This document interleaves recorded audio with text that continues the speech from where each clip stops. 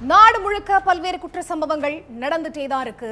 காவல்துறையினரும் விசாரிச்சுட்டு தான் இருக்காங்க. அது மாதிரியான குற்றங்களின் தொகுப்பு தான் நிகழ்தகவல்.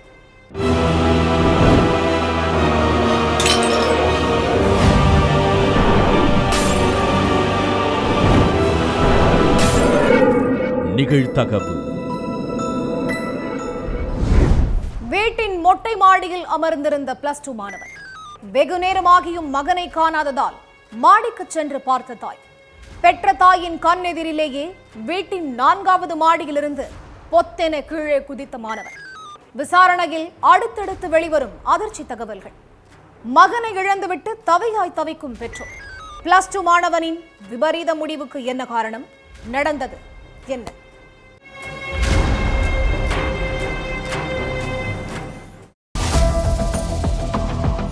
கொஞ்ச நேரம் சைக்கிள்ல ஒரு ரவுண்டு போயிட்டு வரேன்னு அம்மா நித்யா கிட்ட சொல்லிட்டு போயிருக்கான். +2 படிக்கிற கிஷோர். ரொம்ப நேரமாகியும் பையனை காணோமேன்னு தேடி வாசல்ல எட்டி பார்த்திருக்காங்க அம்மா நித்யா.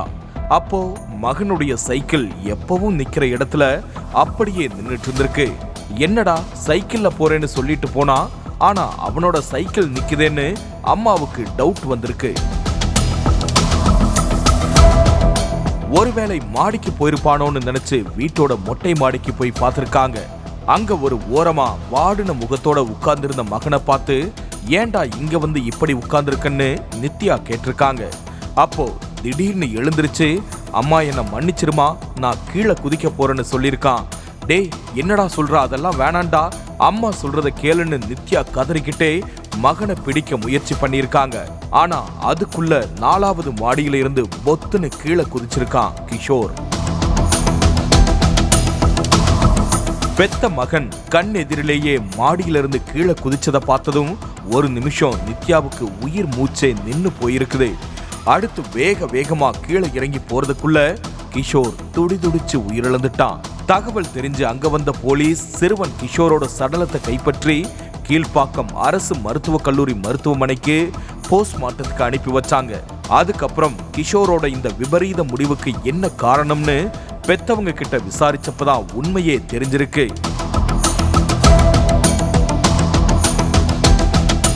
சென்னை சேத்துப்பட்டு டாக்டர் குருசாமி சாலையில உள்ள செந்தூர் பார்க் அபார்ட்மெண்ட்ல வசிச்சு வராரு கோபிநாத். ஸ்ரீபெரும்புதூர்ல உள்ள பிரபல கார் கம்பெனில மேலாளரா வேலை பார்த்துட்டு இருக்காரு. இவரோட மனைவி நித்யா மின் வாரியத்துல உதவி இயக்குனரா வேலை பார்த்துட்டு இருக்காங்க. இந்த தம்பதியோட மகன் கிஷோர் சேத்துப்பட்டுல இருக்கிற மகரிஷி வித்யா மந்திர் ஸ்கூல்ல +2 படிச்சிட்டு இருந்திருக்கான். மாணவன் கிஷோர் கூட படிக்கிற சில பசங்க கருவாயான்னு சொல்லி கிண்டல் பண்ணிட்டே இருந்திருக்காங்க. அது மட்டுமில்ல, என்னடா குண்டு பூசணிக்கா மாதிரி இருக்குன்னு சொல்லியும் கேலி பண்ணி டார்ச்சர் பண்ணியிருக்காங்க. இது மாணவனுக்கு மிகுந்த மன உளைச்சலை ஏற்படுத்தி இருக்கு. கூட படிக்கிற பசங்க எல்லாம் ரொம்ப கிண்டல் பண்றாங்க. நான் இனிமே எந்த ஸ்கூலுக்குமே போக மாட்டேன்னு வீட்டுல சொல்லியிருக்கான். ஆனா அப்பாவும் அம்மாவும் சேர்ந்துதான் கிஷோரை சமாதானப்படுத்தி திரும்பவும் ஸ்கூலுக்கு அனுப்பி வச்சிருக்காங்க. இருந்தாலும் விருப்பமே இல்லாம வேண்டா வெறுப்பாதான் கிஷோர் தினமும் ஸ்கூலுக்கு போயிட்டு வந்துட்டு இருந்திருக்கான். தன்னோட பையனை உடன் படிக்கிற சில பசங்க இப்படி கிண்டல் பண்ணிட்டு இருக்காங்கன்னு கிஷோரோட தாய் நித்யா நேரா ஸ்கூலுக்கு போய் ஸ்கூல் பிரின்சிபல் கிட்ட கம்ப்ளைண்ட் கொடுத்திருக்காங்க. ஆனா புகாரை மட்டும் வாங்கி வச்சுக்கிட்ட முதல்வர் அடுத்து எந்த நடவடிக்கையுமே எடுக்கலன்னு சொல்லப்படுது. இதுக்கு நடுவுல கொஞ்ச நாளைக்கு முன்னாடியும் பசங்க கொஞ்ச பேர் சேர்ந்து கிஷோரை கருவாயானும் குண்டன்னு சொல்லியும் கிண்டல் பண்ணியிருக்காங்க. அதனால கோபப்பட்ட கிஷோர் என்ன இப்படியெல்லாம் கூப்பிடாதீங்கன்னு சொல்லியிருக்கான். உடனே அந்த பசங்க கிஷோரை ஆவேசமா அடிச்சிருக்காங்க. இதுல காயமடைஞ்ச கிஷோரை அவனுடைய அம்மா பக்கத்துல உள்ள பிரைவேட் ஹாஸ்பிட்டலுக்கு கூப்பிட்டுட்டு போய் ட்ரீட்மெண்ட் பார்த்திருக்காங்க. அப்பவும் தாய் நித்யா ஸ்கூலுக்கு போய் கிஷோரை பசங்க அடிச்சது சம்பந்தமா நியாயம் கேட்டிருக்காங்க. ஆனா அப்பவும் ஸ்கூல் நிர்வாகம் தரப்புல எந்த நடவடிக்கையும் எடுக்காம அலட்சியமா செயல்பட்டதா சொல்லப்படுது. உருவ கேலி பண்றது, அடிக்கிறதுன்னு ஸ்கூல்ல ஏற்கனவே பல கொடுமைகளை அனுபவிச்சுட்டு வந்த கிஷோருக்கு இன்னொரு கொடூரமான விஷயமும் நடந்திருக்கு. ஸ்கூல்ல படிக்கிற பசங்க ஒரு சிலர் பாத்ரூம் போயிட்டு வந்ததுக்கு அப்புறம் கிஷோரை கூப்பிட்டு பாத்ரூம்குள்ள போய் தண்ணி ஊத்த சொன்னதா கூறப்படுது. நீங்க பாத்ரூம் போயிட்டு வந்துட்டு என்ன எதுக்கு தண்ணி ஊத்த சொல்றீங்கன்னு கேட்டப்போ கிஷோரை அந்த பசங்க அடிச்சிருக்காங்க. பசங்க அடிச்சு துன்புறுத்தி மிரட்டுனதால வேற வழியே இல்லாம கிஷோர் பாத்ரூம்குள்ள போய் அவங்க சொன்ன விஷயத்த பண்ணதாவும் சொல்லப்படுது. நேரா வீட்டுக்கு போன கிஷோர் தாய் நித்யா கிட்ட நடந்ததை சொல்லி அழுதுருக்கான். உடனே தாய் ஸ்கூலுக்கு போய் திரும்பவும் கம்ப்ளைண்ட் பண்ணிருக்காங்க. வியாழக்கிழமை கவர்மெண்ட் லீவுங்கிறதால வெள்ளிக்கிழமை பசங்க வந்ததும் என்ன ஏதுன்னு விசாரிக்கிறோம்னு சாதாரணமா பதில் சொல்லி அனுப்பி வச்சிருக்காங்க ஸ்கூல் நிர்வாகம். சரின்னு கிஷோரை கூப்பிட்டுக்கிட்டு வீட்டுக்கு வந்திருக்காங்க தாய் நித்யா. வீட்டுக்கு வந்து கொஞ்ச நேரம் சோகமா இருந்த கிஷோர் கொஞ்ச நேரம் சைக்கிள் ஓட்டிட்டு வரேன்னு சொல்லிட்டு மொட்டை மாடிக்கு போய் அங்க இருந்து கீழே குதிச்சு உயிரை மாச்சிக்கிட்டான். கிஷோரோட தற்கொலை சம்பந்தமா வழக்கு பதிவு செஞ்சிருக்கிற கீழ்ப்பாக்கம் காவல் நிலைய போலீஸ் பள்ளி முதல்வர்கிட்ட விசாரணை நடத்திட்டு இருக்காங்க. கிஷோரை கிண்டல் பண்ணி கொடூரமா நடந்துகிட்ட பசங்க யாருன்னு தெரிஞ்சு அவங்க கிட்டையும் விசாரணை நடத்த திட்டமிட்டு இருக்காங்க. இதுக்கிடையில குழந்தைகள் பாதுகாப்பு நல அமைப்பின் அதிகாரிகளும் கிஷோரோட பெற்றோர்கிட்ட விசாரணை நடத்தி இருக்காங்க. படிக்க வேண்டிய வயசுல ஒழுங்கா படிக்காம ஒரு பையனை தற்கொலை பண்ணிக்கிற அளவுக்கு கொடூரமா நடந்துகிட்ட மாணவர்கள் மேல கடுமையா நடவடிக்கை எடுக்கணுங்கிறது தான் ஸ்கூல் பசங்க மற்றும் பெற்றோர்களுடைய கோரிக்கை. வீட்டில் இருந்த 17 வயது சிறுமி திடீர் மரணம். 1 மணி நேரத்திற்குள் சடலத்தை எரித்து இறுதிச் சடங்கு முடித்த பெற்றோர். சந்தேகமடைந்து காவல் நிலையத்திற்கு தகவல் சொன்ன அக்கம் பக்கத்தினர். சிறுமியின் சடலத்தை இவ்வளவு வேகமாக தகனம் செய்தது ஏன்? வேறு சாதி இளைஞரை காதலித்ததால் அரங்கேறிய ஆணவ கொலையா? சிறுமியின் காதலன் கண்ணீருடன் கூறியது என்ன?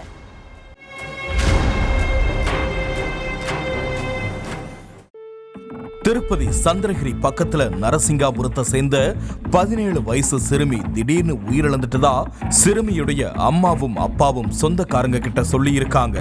அடுத்த கொஞ்ச நேரத்திலேயே நெருங்கின சொந்தங்களை மட்டும் கூப்பிட்டு சிறுமியோட உடலை மயானத்துக்கு கொண்டு போய் இறுதிச் சடங்கு பண்ணி எரிச்சிருக்காங்க. நல்லா இருந்த சிறுமிக்கு திடீர்னு என்னாச்சு? வாழ வேண்டிய வயசுல இறந்து போன சிறுமியோட முகத்தை சொந்தக்காரங்க கூட பார்க்க முடியாத மாதிரி எதுக்கு இப்படி அவசரமா மயானத்துக்கு கொண்டு போறாங்கன்னு அக்கம் பக்கத்துல உள்ளவங்களுக்கு சந்தேகம் வந்திருக்கு. அதனால இத பத்தி அவங்க போலீஸுக்கு தகவல் சொல்லியிருக்காங்க. அதுக்கப்புறம் போலீஸ் வந்து விசாரிச்சதுக்கு அப்புறம்தான் இறந்து போன சிறுமியோட வாழ்க்கையில இதுக்கு முன்னாடி நடந்த பல விஷயங்கள் வெளியே தெரிஞ்சிருக்கு. மிட்டப்பாலம் பகுதியை சேர்ந்த அஜயும் நரசிங்காபுரத்தை சேர்ந்த 17 வயசு சிறுமியும் கடந்த 3 வருஷமா காதலிச்சிட்டு வந்ததா சொல்லப்படுது. 2 பேரும் வெவ்வேறு சமுதாயத்தை சேர்ந்தவங்க அப்படிங்கறதால சிறுமியோட பெற்றோர் இவங்க காதலுக்கு எதிர்ப்பு தெரிவிச்சிருக்காங்க. ஆனா பெற்றோர் எதிர்த்தாலும் பரவாயில்ல, என் வாழ்க்கை அஜய் கூட தான் காதல்ல ரொம்ப ஸ்ட்ராங்கா இருந்திருக்காங்க அந்த சிறுமி. ஆனா எவ்வளவுதான் காதல்ல உறுதியா இருந்தாலும் தன்னோட அப்பா அம்மா கிட்ட இருந்து காதலுக்கு கிரீன் சிக்னல் கிடைக்கவே இல்லை. அதனால தன்னோட காதலன் அஜய் கூட வாழ்றதுக்காக பெற்றோர் எதிர்ப்பையும் மீறி வீட்டை விட்டு வெளியேறி இருக்காங்க சிறுமி. அஜயும் சிறுமியும் ரகசியமா கல்யாணம் பண்ணிக்கிட்டு வாழ ஆரம்பிச்சதாவும், ஆனா 1 மாசத்துக்குள்ளேயே சிறுமி இருக்கிற இடத்தை கண்டுபிடிச்சு பெற்றோர் வீட்டுக்கு கூப்பிட்டுட்டு வந்ததாவும் சொல்லப்படுது. சிறுமிய வெளியே எங்கேயுமே விடாம வீட்டுக்குள்ளேயே அடைச்சு வச்சிருந்தாலும் செல்போன் மூலமா அஜய் கூட பேசிட்டு இருந்திருக்காங்க. இதுக்கு இடையில சிறுமி கர்ப்பமாகி இருக்காங்க. தான் கர்ப்பமா இருக்கிற விஷயத்த கொஞ்ச நாள் வீட்டுல உள்ள யாருக்கும் சொல்லாம மறைச்சு வச்சிருக்காங்க. ஆனா ஒரு கட்டத்துல உண்மை எல்லோருக்கும் தெரிஞ்சு சிறுமியுடைய அப்பாவும் அம்மாவும் கோபத்துல கொந்தளிச்சிருக்காங்க. நேரா சிறுமிய ஹாஸ்பிட்டலுக்கு கூப்பிட்டுட்டு போய் எங்க மக வயித்துல வளர்ற கரு எங்க ரத்தமே இல்ல, வேற ரத்தம் உள்ள குழந்தை எங்களுக்கு வேண்டாம்னு சொல்லி சிறுமியோட விருப்பத்துக்கு மாறா அவங்க வயித்துல உள்ள கருவை கலைச்சிருக்காங்க. மகளுடைய கருவை கலைச்சதோட மட்டுமில்லாம தன்னோட மகளை பாலியல் வன்கொடுமை செஞ்சிட்டதா அஜய் மேல போலீஸ்ல கம்ப்ளைண்ட் கொடுத்து அரெஸ்ட் பண்ண வச்சிருக்காங்க. அஜய் மேல போக்சோ சட்டத்துல வழக்கு பதிவு பண்ண போலீஸ் அவரை அரெஸ்ட் பண்ணி ஜெயில அடைச்சிட்டாங்க. கிட்டத்தட்ட 4 மாசத்துக்கு மேல ஜெயில இருந்த அஜய் கொஞ்ச நாளைக்கு முன்னாடி தான் ஜாமீன்ல வெளியே வந்திருக்காரு. அஜய் ஜெயில இருந்தப்போ அந்த சிறுமி அடிக்கடி ஜெயிலுக்கு போய் அஜய பார்த்து பேசி இருக்காங்க. ஆனா இந்த விஷயம் கொஞ்ச நாளைக்கு முன்னாடி தான் சிறுமியோட பெற்றோருக்கு தெரிய வந்திருக்கு. அது மட்டுமில்ல, அஜய் ஜெயில இருந்து வெளியே வந்ததுக்கு அப்புறமும் சிறுமி அஜய நேர்ல பார்த்து பேசி இருக்காங்க.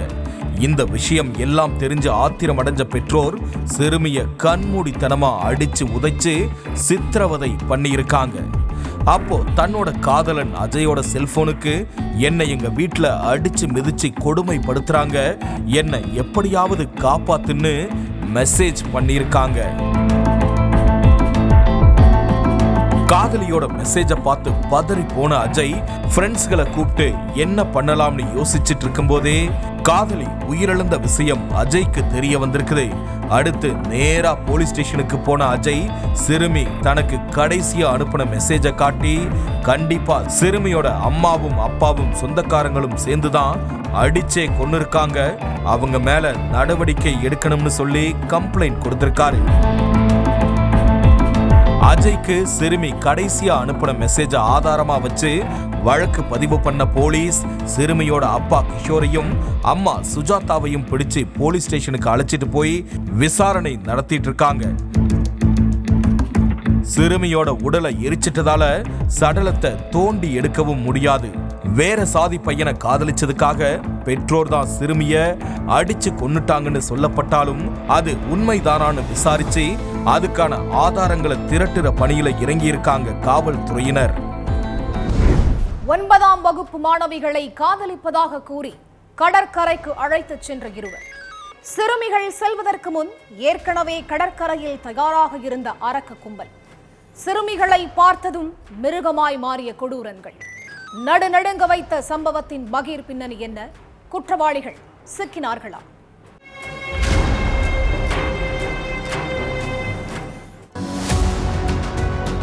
புதுச்சேரி முத்தையால்பேட்டை பகுதியை சேர்ந்த 9ஆம் வகுப்பு படிக்கிற 2 மாணவிகளை காணோம்னு அவங்க பெற்றோர் போலீஸ் ஸ்டேஷன்ல கம்ப்ளைண்ட் கொடுத்திருக்காங்க. புகார் அடிப்படையில வழக்கு பதிவு பண்ண போலீஸ் காணாம போன 2 மாணவிகளையும் தீவிரமா தேடிட்டு இருந்தாங்க. ஆனா அன்னைக்கு நைட்டே அந்த 2 சிறுமிகளும் வீட்டுக்கு வந்திருக்காங்க. ஆனா உடம்புல அங்கங்க காயம் இருந்திருக்கு. அதை பார்த்து அதிர்ச்சியான பெற்றோர் தங்களோட பொண்ணுங்க வீட்டுக்கு வந்துட்டதா சொல்லி இருக்காங்க. ஆனா உடம்புல அங்கங்க காயம் இருக்கு. என்ன ஏதுன்னு கேட்டா வாயை துறக்கவே மாட்டேங்கிறாங்க. ஏதோ பேய் இறஞ்ச மாதிரி இருக்காங்கன்னு சொல்லி இருக்காங்க.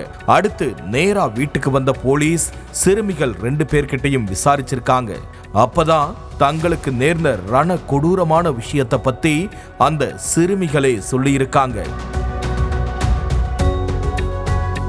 சிறுமிகள் 2 பேரும் ஸ்கூலுக்கு போகும்போதும் வரும்போதும் முத்தையால்பேட்டை அடுத்து இருக்கிற குருசு குப்பத்தை சேர்ந்த மீன் வியாபாரி ராஜு என்ற புஷ்பராஜும் வைத்தி குப்பத்தை சேர்ந்த ஏசி மெக்கானிக் மணி என்ற மணிமாறனும் பேசி பழகியிருக்காங்க. புஷ்பராஜும் மணிமாறனும் சிறுமிகள் கிட்ட ஆசை வார்த்தைகள் பேசி லவ் பண்றதா சொல்லி இருக்காங்க. சிறுமிகளும் வயசு கோளாறுல இளைஞர்களோட லவ்வுக்கு ஓகே சொல்லி அவங்க கூட பேசி பழகிக்கிட்டு இருந்திருக்காங்க. இதுக்கு நடுவுல கடந்த 2ஆம் தேதி பீச்சுக்கு போயிட்டு வரலாம்னு சொல்லி புஷ்பராஜும் மணிமாறனும் சிறுமிகளை தங்களோட பைக்ல அழைச்சிட்டு போயிருக்காங்க. அங்க போனதும் சிறுமிகள் கிட்ட ஆசை வார்த்தை கூறி ஆள் நடமாட்டம் இல்லாத இடத்துல வச்சு பாலியல் வன்கொடுமை செஞ்சிருக்காங்க. அது மட்டுமில்ல, 2 சிறுமிகளை கூப்பிட்டு வரதா முன்கூட்டியே தங்களோட ஃப்ரெண்ட்ஸ்களுக்கு தகவல் சொல்லி அவங்கள பீச்ல ரெடியா நிக்க வச்சிருக்காங்க. புஷ்பராஜும் மணிமாறனும் சிறுமிகளை சீரழிச்சது மட்டுமில்லாம தங்களுடைய நண்பர்கள் 12 பேருக்கு சிறுமிகளை இரையாக்கி இருக்காங்க. அந்த அரக்க கும்பல் கிட்ட இருந்து தப்பிக்க சிறுமிகள் 2 பேரும் எவ்வளவோ போராடியும் அவங்களால முடியல. சிறுமிகளை அடிச்சு உதைச்சு அந்த மனித மிருகங்கள் மாறி மாறி பாலியல் வன்கொடுமை செஞ்சுட்டு அங்க இருந்து விரட்டி விட்டுருக்காங்க. இத பத்தி வெளியில யார்கிட்டயாவது சொன்னா உங்க 2 பேரையும் கொன்னு இதே பீச்சிலேயே வீசிடுவோம்னு கொலை மிரட்டல் விடுத்திருக்காங்க. சிறுமிகளுடைய வாக்குமூலத்தை வச்சு புஷ்பராஜையும் மணிமாறனையும் போலீஸ் அரெஸ்ட் பண்ணியிருக்காங்க. அது போக அவங்களுடைய நண்பர்கள் 12 பேரையும் பிடிச்சு போலீஸ் ரகசிய இடத்துல வச்சு விசாரணை நடத்திட்டு இருக்கிறதா தகவல் வெளியாகி இருக்கு. அதே நேரத்துல அந்த 12 பேர்ல முக்கிய புள்ளிகளோட மகன்கள் இருக்கிறதாவும், அதனால போலீஸ் இந்த சம்பவத்தை மூடி மறைக்க முயற்சி பண்ணிட்டு இருக்கிறதாவும் குற்றச்சாட்டு எழுந்திருக்கு. புதுச்சேரியில கடந்த ஆண்டு சிறுமி ஒருவர் பாலியல் வன்கொடுமைக்கு உள்ளாகி படுகொலை செய்யப்பட்ட சம்பவத்தோட தாக்கமே இன்னும் போகல. அதுக்குள்ள அதே மாதிரி 2 சிறுமிகளை 10க்கும் மேற்பட்ட அரக்கர்கள் சேர்ந்து சின்ன பின்னமாக்கி இருக்கிற சம்பவம் புதுச்சேரி மக்கள் மத்தியில பெரும் அதிர்ச்சியை ஏற்படுத்தி இருக்கு.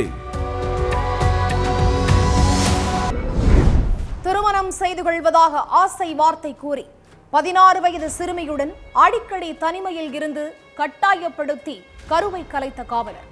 திருமண வயது ஆகும் வரை பொறுமையாக இரு, அதன் பிறகு என்னுடனேயே இருக்கலாம் என வாக்குறுதி. 2 ஆண்டுகள் கழித்து 18 வயது பூர்த்தியானதும் தன்னை திருமணம் செய்து கொள்ளுமாறு காவலரிடம் கெஞ்சிய பெண் தனது வீட்டில் ஏற்றுக்கொள்ள மாட்டார்கள் என ஜகா வாங்கிய காவலர். தன்னை விட 15 வயது குறைவான பெண்ணின் வாழ்க்கையை பாழாக்கிய காவலர் மீது எடுக்கப்பட்ட நடவடிக்கை என்ன?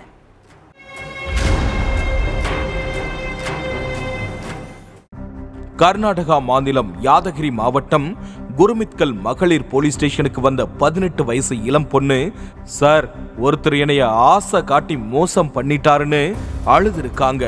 அதை கேட்டு அங்க இருந்த காவலர்கள், யாருமா உன்னைய ஏமாத்துனது, தெளிவா சொன்னாதானே நடவடிக்கை எடுக்க முடியும்னு சொல்லியிருக்காங்க.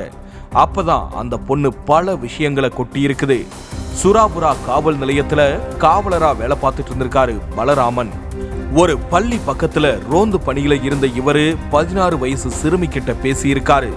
என்ன படிக்கிறீங்க, எங்க இருந்து பள்ளிக்கு வரீங்க, படிப்புக்கு ஏதாவது உதவி தேவைப்பட்டா என்கிட்ட கேளுங்கன்னு பேசியிருக்காரு பலராமன். சரி சார்னு தலையாட்டின சிறுமி கிட்ட தன்னோட செல்போன் நம்பரை ஒரு பேப்பர்ல எழுதி கொடுத்து, இதுதான் என்னோட நம்பரு, நீ எப்ப வேணாலும் கூப்பிடலாம், என்ன வேணும்னாலும் கேட்கலாம்னு சொல்லியிருக்காரு. அதுக்கு பிறகு தன் வீட்டு பக்கத்துல உள்ள 2 இளைஞர்கள் மது குடிச்சிட்டு சண்டை போடுறப்போ பலராமனுக்கு கால் பண்ணி தகவல் சொல்லியிருக்காங்க சிறுமி. அப்போ அங்க போன காவலர் பலராமன் இளைஞர்களை கைது பண்ணி காவல் நிலையத்துக்கு அழைச்சிட்டு போனதோட வெரி குட், இப்படிதான் போல்டா இருக்கணும்னு சிறுமிய அப்ரிஷியேட் பண்ணியிருக்காரு. அதுக்கு பிறகு சிறுமி கிட்ட அடிக்கடி பேச ஆரம்பிச்ச பலராமன், பள்ளி படிப்பை மட்டும் முடிச்சிரு, நானே உன்னை மேரேஜ் பண்ணி காலேஜ் படிக்க வைக்கிறேன்னு சொல்லி கல்யாண ஆசை காட்டியிருக்காரு. அதோட சிறுமிய வெளி இடங்களுக்கு அழைச்சிட்டு போய் தனிமையிலையும் இருந்திருக்காரு. அதனால சிறுமி கர்ப்பமானதா தெரியுது. 18 வயசு ஆகாம கல்யாணம் பண்ண முடியாது, அப்படியே கல்யாணம் பண்ணினாலும் நான் தான் ஜெயிலுக்கு போகணும், உனக்கு ஓகேனா நான் கல்யாணம் பண்ணிக்கிறேன்னு சொன்ன பலராமன் மாத்திரை வாங்கி கொடுத்து சிறுமியோட கருவை கலைச்சிருக்காரு. இப்படியே 2 வருஷம் நெருங்கி பழகின காவலர்கிட்ட தனக்கு 18 வயசு ஆகிருச்சு, இனி நாம கல்யாணம் பண்ணிக்கலாம்னு கேட்டிருக்காங்க அந்த பெண். அப்போ பொறுமையா இருக்க முடியாதா, இப்ப கல்யாணத்துக்கு என்ன அவசரம்னு கத்தி இருக்காரு பலராமன். மகன் கத்துறது காதுல விழுந்ததும், ஏன் கத்துற, யார்கிட்ட கல்யாண பேச்செல்லாம் பேசிட்டு இருக்கன்னு பலராமனோட அம்மா கேட்டிருக்காங்க. அதுக்கு பதில் எதுவும் சொல்லாம மழுப்புன பலராமனோட செல்போனை வாங்கி லைன்ல இருந்த பொண்ணுகிட்ட பேசியிருக்காங்க காவலருடைய அம்மா. அப்போ நடந்த எல்லா விவரத்தையும் ஒண்ணு விடாம அந்த பொண்ணு ஒப்பிச்சிருக்காங்க. அதை கேட்டு கொந்தளிச்சு போய் மகனை 4 கேள்வி கேட்பாங்கன்னு எதிர்பார்த்த பொண்ணுக்கு ஏமாற்றம் தான் மிஞ்சியது. காரணம், காவலரோட அம்மா தன்னோட மகனை திட்டாம பாதிக்கப்பட்ட பெண்ணை திட்டி இருக்காங்க. அரசு உத்தியோகம் பாக்குறாங்க, லைஃப்ல செட்டில் ஆகலாம்னு பாக்குறியா, முளைச்சு 3 இலை கூட விடல, அதுக்குள்ள ரொம்ப விவரமா மாப்பிள்ளைய தேடுறியான்னு அந்த பொண்ணை திட்டின காவலருடைய அம்மா, என் மகனே உன்னை கல்யாணம் பண்ணணும்னு நினைச்சாலும் நான் விடமாட்டேன்னு வில்லி மாதிரி பேசியிருக்காங்க. அதுக்கு பிறகு பலராமன் அந்த பொண்ணுகிட்ட பேசுறதையே முழுவதும் தவிர்த்துட்டாங்க. அதனால மன உளைச்சலுக்கு ஆளான அந்த பொண்ணுக்கு மேற்படிப்பு மேல கூட அவ்வளோ நாட்டம் இல்ல. இப்படி மோசம் போயிட்டமேன்னு தினம் தினம் தூங்காம சாப்பிடாம வருத்தப்பட்ட அந்த பொண்ணு கடைசியா போலீஸ் ஸ்டேஷனுக்கு போய் தன்னோட மன குமுறலை கொட்டியிருக்காங்க. 16 வயசு சிறுமின்னு கூட பார்க்காம ஏமாத்தி எல்லை மீறின பலராமன் மேல வழக்கு பதிவு செஞ்ச போலீசார் தலைமறைவா உள்ள காவலரை தேடிக்கிட்டு இருக்காங்க. படிக்க வேண்டிய வயசுல படிப்பை விட்டுட்டு வேற வேலையில கவனம் செலுத்தக்கூடாது, முன்ன பின்ன தெரியாத யார்கிட்டையும் பேசக்கூடாது, அப்படியே பேசினாலும் பெற்றோர்கள் கிட்ட சொல்லிடணும்னு அட்வைஸ் பண்ணும் பலரும், அதே நேரம் சிறுமின்னு தெரிஞ்சும் மனசாட்சி இல்லாம நடந்துகிட்ட பலராமனுக்கு தக்க தண்டனை கொடுத்தே ஆகணும்னு கொந்தளிக்கிறாங்க. 8 கொலை வழக்குகள் உள்ளிட்ட 30க்கும் மேற்பட்ட வழக்குகளில் தொடர்புடைய சரித்திர பதிவேடு குற்றவாளி கோழி அருள். பசுபதி பாண்டியன் கொலை வழக்கு உள்ளிட்ட தென் மாவட்டங்களில் நடைபெற்ற முக்கிய கொலைகளில் தொடர்புடைய கோழி அருளை கோழி அமுக்குவது போல் அமுக்கிய போலீசார். கஞ்சா மற்றும் அரிவாளுடன் காரோடு சுற்றி வளைக்கப்பட்ட பிரபல ரவுடி. யார் இந்த கோழி அருள்?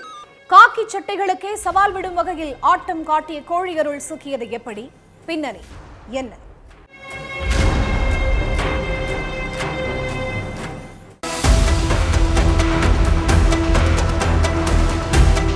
கொலை, கொள்ளை, வழிப்பறின்னு தென்காசி மாவட்டத்துல பல குற்ற சம்பவங்கள் அதிகரிச்சிட்டே இருக்கு. இதையெல்லாம் கட்டுக்குள்ள கொண்டு வர ஒரே வழி, நீண்ட காலமா நிலுவையில இருக்கிற வழக்குகள்ல பிடிபடாம ஆட்டம் காட்டுற குற்றவாளிகளை தூக்கணும், வாரண்ட்ல உள்ள நபர்களை பிடிக்கணும். அதனால பழைய குற்றவாளிகள் லிஸ்ட ரெடி பண்ணுங்க, என்ன செய்யறாங்க அப்படிங்கறதெல்லாம் கண்காணிக்கணும்னு உத்தரவிட்டிருக்காரு காவல் கண்காணிப்பாளர் அரவிந்த். அதுக்கு பிறகு விரல் விட்டு எண்ணக்கூடிய பிரபல ரவுடிகளோட லிஸ்ட தூசி தட்டின போலீஸோட கண்ணுல முதல்ல பட்டது கோழி அருள் தான். மாமியார் வீடு மாதிரி பல முறை ஜெயிலுக்கு போயிட்டு வந்த கோழி அருள் எந்த வழக்கிலையும் ஆஜராகாம காக்கி சட்டைகளோட கண்ணுல மண்ணை தூவிட்டு இருந்திருக்கான். சென்னையில உள்ள ஒரு டிரான்ஸ்போர்ட் நிறுவனத்துல லாரி டிரைவரா வேலை பார்த்துட்டு இருக்கிறதாவும், அங்க இருந்துகிட்டே ஆந்திரா, பீகார், தெலுங்கானான்னு பல வெளி மாநிலங்களுக்கு கோழி அருள் கஞ்சா சப்ளை பண்றதாவும் போலீஸுக்கு ஒரு தகவல் கிடைச்சிருக்கு. ஆனாலும் கோழி அருளை குறி வச்சு பிடிக்க முடியல. இதுக்கு மத்தியில தான் கோழி அருள் ஒரு வழக்குல ஆஜராவதுக்காக தென்காசி நீதிமன்றத்துக்கு வந்துட்டு இருக்கிறதா ஒரு தகவல் கிடைச்சிருக்கு. இப்பயாவது அலாட்டா இருக்கணும், அவனை அலேக்கா தூக்கணும்னு சுரண்டையில இருந்து தென்காசி வரைக்கும் காவலர்களை நிறுத்தி வச்சு கண் கொத்தி பாம்பா கண்காணிப்பு பணியில ஈடுபட்டிருக்காங்க. அப்பதான் கும்பிட போன தெய்வம் குறுக்க வந்த மாதிரி ஒரு கார்ல கஞ்சாவோட வந்திருக்காரு கோழி அருள்.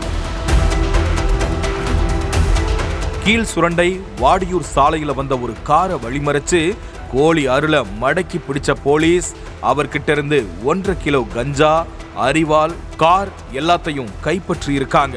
பிடிபட்ட கோழி அருள் வெட்டிருவேன் குத்திருவன்னு சும்மா பூச்சாண்டி காட்டுற ஒரு சாதாரண ரவுடி இல்ல, பெரிய பெரிய கொலைகளுக்கு பின்னால உள்ள ஒரு சரித்திர பதிவேடு குற்றவாளி. அதுவும் 15 வருஷத்துக்கு முன்னால உள்ள அவரோட கிரைம் ஹிஸ்டரியே இப்ப வரைக்கும் ரவுடிகள் மத்தியில பேசு பொருளா இருக்கக்கூடிய ஒண்ணுதான். தென்காசி சுரண்டை பக்கத்துல உள்ள பங்களா சுரண்டை தான் கோழி அருளுக்கு சொந்த ஊரு. 1990ல கோழிக்கடை வச்சிருந்ததால அவருக்கு கோழி அருளுங்கிற பேர் வந்தது. ஆனா அவரோட உண்மையான பெயர் அருள்ராஜ். சாதி ரீதியிலான தாக்குதல், கொலைதான் கோழி அருளுடைய ரவுடிசத்துக்கே ஆரம்ப புள்ளியே. தன் சாதிக்காரங்களுக்கு ஒண்ணுன்னா அரிவாளோட மொத ஆளா வரிஞ்சு கட்டிட்டு போற ஆளுதான் கோழி அருள். தூத்துக்குடி மூலக்கரையை சேர்ந்த வெங்கடேச பண்ணையார்னா அங்க உள்ள மக்களே ஒரு காலத்துல நடுங்குவாங்க. 1500 ஏக்கர் நிலத்துக்கு சொந்தக்காரரான வெங்கடேச பண்ணையார் பணபலம் படைபலம்னு செல்வ செழிப்போட இருந்தாரு. அப்படிப்பட்ட வெங்கடேச பண்ணையாரோட தீவிர விசுவாசியா இருந்தவர் தான் இந்த கோழி அருள். 2003வது வருஷம் வெங்கடேச பண்ணையார் காவல்துறையினரால என்கவுண்டர் செய்யப்பட்டாரு. அதுக்கு பிறகு வெங்கடேச பண்ணையாரோட தம்பி சுபாஷ் பண்ணையார் தான் அண்ணனோட டீமை லீட் பண்ண ஆரம்பிச்சாரு. ஆனா வெங்கடேச பண்ணையார் கோழி அருளுக்கு கொடுத்த முக்கியத்துவத்தை சுபாஷ் பண்ணையார் பெருசா கொடுக்கல. அதோட டீம்ல இருந்தும் கழட்டி விட்டுட்டாங்க.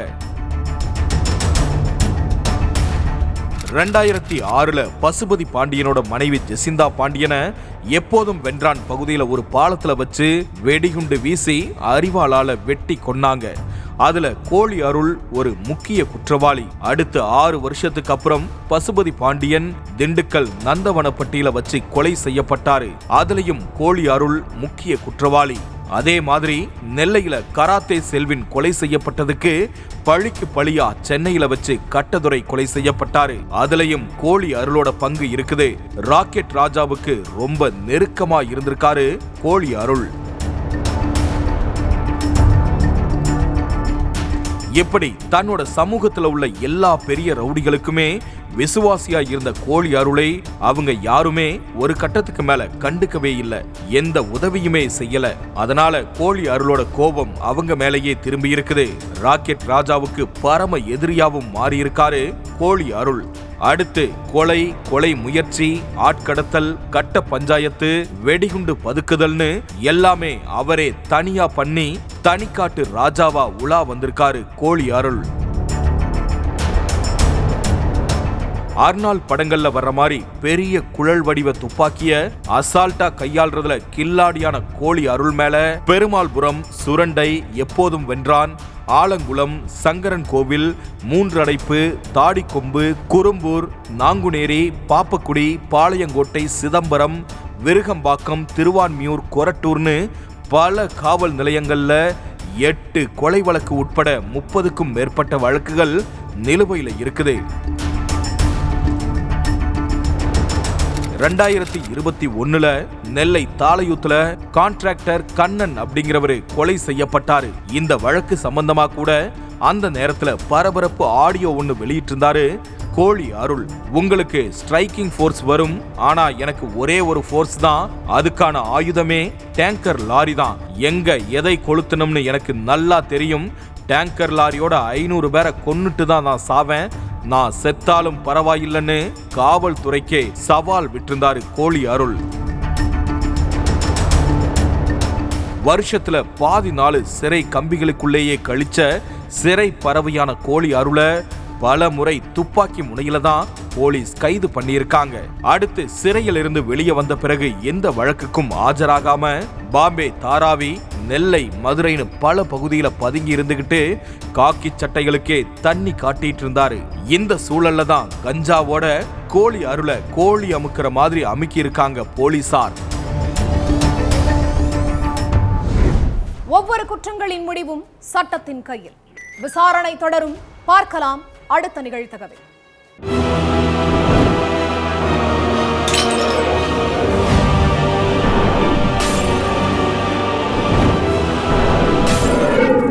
நிகழ்தகவு